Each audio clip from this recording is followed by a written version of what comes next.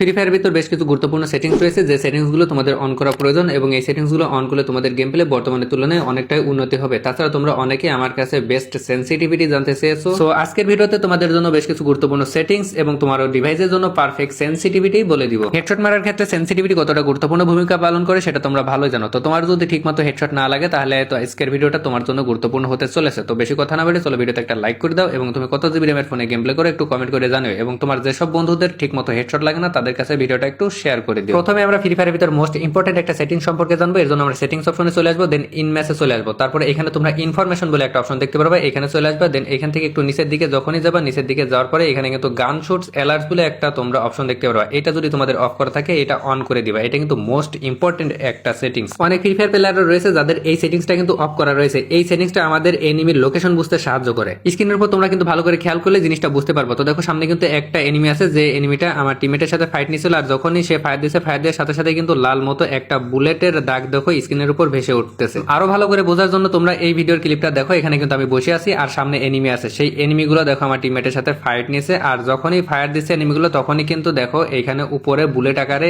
চিহ্ন উঠছে। তার মানে যখন দুইটা এনিমি ফায়ার দিচ্ছে তখন কিন্তু এখানে দুইটা বুলেটের চিহ্ন দেখাচ্ছে, আর যখন একটা এনিমি ফায়ার দিচ্ছে তখন কিন্তু একটা বুলেটের চিহ্ন দেখাচ্ছে। এই গান শুটসের সেটিংসটা অন থাকলে কিন্তু আমরা এইভাবে এনিমি লোকেশনটা বুঝতে পারবো, ফলে সেদিকে যে ওই এনিমিকে মারাও সহজ হবে, বা এনিমি যদি আমাদের উপর ফায়ার দেয় আমরা বুঝতে পারবো যে কোন দিক থেকে এনিমি আমাদের উপর ফায়ার দিচ্ছে। আচ্ছা, এরপর যে মোস্ট ইম্পর্টেন্ট যে সেটিংসটা সেটা কিন্তু আমরা কন্ট্রোলস এর ভিতরে পাবো। আর কন্ট্রোলস এর ভিতরে যাওয়ার পর একটু নিচের দিকে গেলে কিন্তু আমরা এখানে অটো সুইচ গান বলে একটা অপশন দেখতে পারবো। তো এই অটো সুইচ গান যদি তোমাদের অফ করা থাকে এটা কিন্তু অন করে নিবা। অনেক সময় আমরা এনিমির সাথে ফাইট নিতে নিতে আমাদের গুলির এমো ফুরাই যেতে পারে, ওই জিনিসটা কিন্তু আমরা খেয়াল করি না, ফলে আমাদের সামনে থেকে এনিমি কিন্তু খুব সহজে আমাদেরকে মেরে দেয়। আমাদের যদি এই সেটিংসটা অন করা থাকে তাহলে পারে আমাদের যে ওয়েপেনের বুলেটটা ফুরিয়ে যাবে সেই ওয়েপেন কিন্তু অটোমেটিক সুইচ হয়ে যাবে। যেমনটা দেখো আমি কিন্তু এইখানে G36 এর এমো ফুরিয়ে নিলাম, আমার কিন্তু G36 এর কোনো এমোই নাই, একদিকে কিন্তু MP5 এর এমো রয়েছে। তো দেখো আমি যখনই G36 দিয়ে ফায়ার দিছি, ফায়ার দেওয়ার সাথে সাথে কিন্তু অটোমেটিক এই G36 গানটাও চেঞ্জ হয়ে যাচ্ছে। যতবারই দেখো আমি ফায়ার দিছি ততবারই কিন্তু এই গানটা অটোমেটিক চেঞ্জ হয়ে যাচ্ছে। এটা ফাইট নেওয়ার ক্ষেত্রে কিন্তু অনেক সুবিধা দেয়। যাদের এই গান শুটস অ্যালার্ট